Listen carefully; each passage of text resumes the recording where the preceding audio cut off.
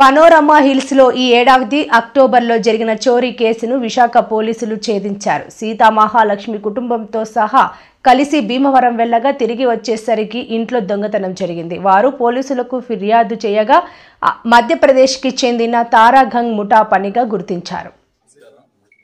ఇది PM Palem case. ఇది చాలా ఇంపార్టెంట్ కేసు. 8వ నెల 8వ తారీఖున ఒక ఇంపార్టెంట్ అఫెన్స్ జరిగింది. అది గేటెడ్ కమ్యూనిటీకి సంబంధించిన పనోరమా హిల్స్, మీ అందరికి ఐడియా ఉంటుంది. పనోరమా హిల్స్లో అఫెన్స్ జరిగింది. ఇది డాక్టర్ గారు అవసరం అన్నమాట. ఆ డాక్టర్ గారు ఇచ్చిన వాళ్ళు ఏంటంటే 8వ తారీఖున ఉదయం బయలుదేరి కాకినాడ వాళ్ళకి భీమవరం ఏదో ఒక సొంత పని మీద వాళ్ళు వైఫ్ అండ్ హస్బెండ్ వెళ్ళడం జరిగింది. మళ్ళీ 9th వచ్చారు. 9th చూసుకునేటప్పటికి వాళ్ళ ఇంట్లో దొంగలు పడ్డారనేది వాళ్ళకి తెలిసింది. దాని మీద పోలీస్ కంప్లైంట్ ఇవ్వడం జరిగింది. మెయిన్ ఇందులో ఇంపార్టెంట్ ఏంటంటే సీతామహాలక్ష్మి సంధ్యాదేవి అన్నమాట ఆవిడ పేరు. Facility Venkata Sitamahalakshmi Sandhya Devi, wife of Venkateswara. ఇప్పుడు కేజీహెచ్లో డాక్టర్. అది గేటెడ్ కమ్యూనిటీ అంటే చాలా వరకు ఎటువంటి ఇబ్బందులు లేకుండా అన్ని రకాల సెక్యూరిటీ అన్నీ ఉంటాయి. మీ అందరికీ తెలిసిన విషయమే. చాలా అన్ని ఏర్పాట్లు కూడా లోపల ఉంటాయి కనుక అక్కడ ఎటువంటి ఇన్సిడెంట్లు జరగవు కామన్గా. కానీ ఆ చిన్న చిన్న లూప్హోల్స్ కూడా చూసి వీళ్ళు దొంగలు పడ్డం అనేది మాకు కూడా ఆశ్చర్యం కలిగించింది.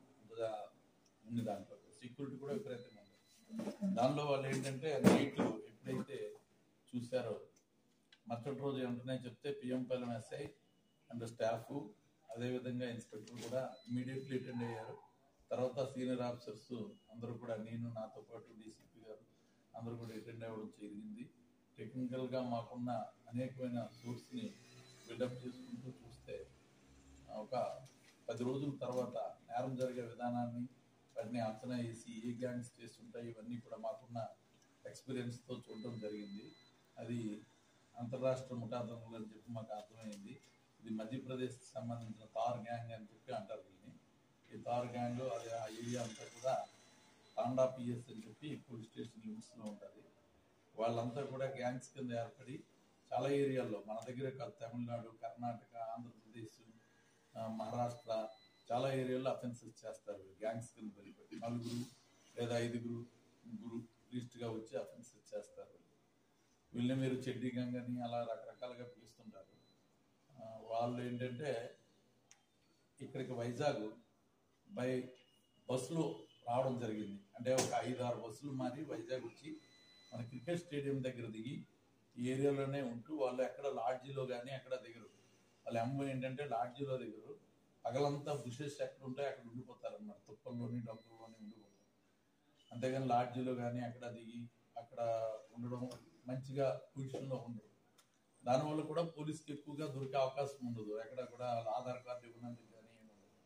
బుషెస్లో ఉంటారు. పగల అంతా ఉన్న తర్వాత సాయంత్రం అయిన తర్వాత ఒకసారి రెక్కీ అంటారు అన్నమాట. రెక్కీ చేసుకుంటారు ఏ ఏరియాలో మనం అఫెన్స్ చేయాలి ఏంటి అనేది. ఆ విధంగా వాళ్ళు 6వ తారీఖున ఇక్కడికి రావడం, 6వ తారీఖున క్రికెట్ స్టేడియం దగ్గర నుంచి ఇవన్నీ వెరిఫై చేసుకున్నారు, అఫెన్స్ చేశారు. అది లాస్ట్ బస్ స్టాప్ దగ్గర ఒక అఫెన్స్ చేశారు. కాకపోతే అందులో వాళ్ళకి ఏమీ పెద్దగా బెనిఫిట్ అవ్వలేదు.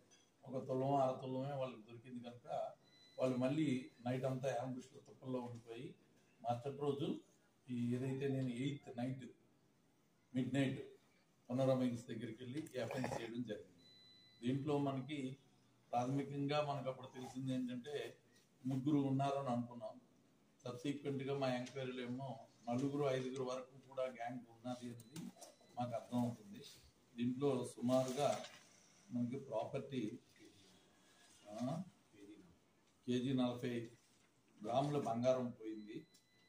టోటల్ వర్త్ ఆర్ఎస్ చూసుకునేలాగుంటే 45 లక్షల రూపాయల వరకు ఉంటుంది. అది ఏంటంటే బంగారం కాస్ట్ని రికవరీ అండ్ కొన్ని మేము కట్టినా కూడా ఒక రేట్ అనేది ఉంటుంది, అదే పెడతాము. బయట రేటు అలా లెక్క పెట్టుకోకూడదు. 70,000 ఉంది 80,000 ఉంది అని ఉండదు. రికవరీ చేసినా అంతే పెడతాం, లేకపోతే అది కూడా అలాగే ఉంటుంది. అందుకని 45 లక్షలు ఉంది. ఒరిజినల్ కాస్ట్ ఎక్కువ ఉండొచ్చు. వాళ్ళది కాస్ట్ కేజీన్నర దగ్గర బంగారం పోయింది. అవి అయితే తర్వాత దీనిలో పట్టుకునేందుకు కూడా విశ్వ ప్రయత్నం, ఎంత ప్రయత్నం అంటే ఒక 20 days తర్వాత మాకు ఒక ఫింగర్ ప్రింట్ ట్రేస్ అయింది. ఆ ఆ ఫింగర్ ప్రింట్స్ ఏంటంటే కుందన్ అనే ఒక వ్యక్తిది మధ్యప్రదేశ్కి సంబంధించిన తార్ గ్యాంగ్ అని చెప్పి నాకు అర్థమైంది. దాని నుంచి అప్పుడు సిపి గారు ఏం చేశారంటే, ఇంతకుముందు ఇలాంటి గ్రేవులు జరిగితే ఒకసారి వెరిఫై చేస్తాం, కన్సర్న్ పోలీస్ స్టేషన్కి చెప్తాం, వాళ్ళు ఎప్పుడైనా దొరికినా లేకపోతే మనకి హెల్ప్ చేసినా కూడా పట్టుకొని రావడం అనేది ఒక ఆనవాయితీ. దాన్ని సిపి గారు బ్రేక్ చేసి అలా కాదని చెప్పి continue team to team relieve చేశారనమాట. అంటే అక్కడ తార్ డిస్టిక్లోనే ఉండిపోవాలి, ఆ పోలీస్ స్టేషన్లోనే ఉండాలి.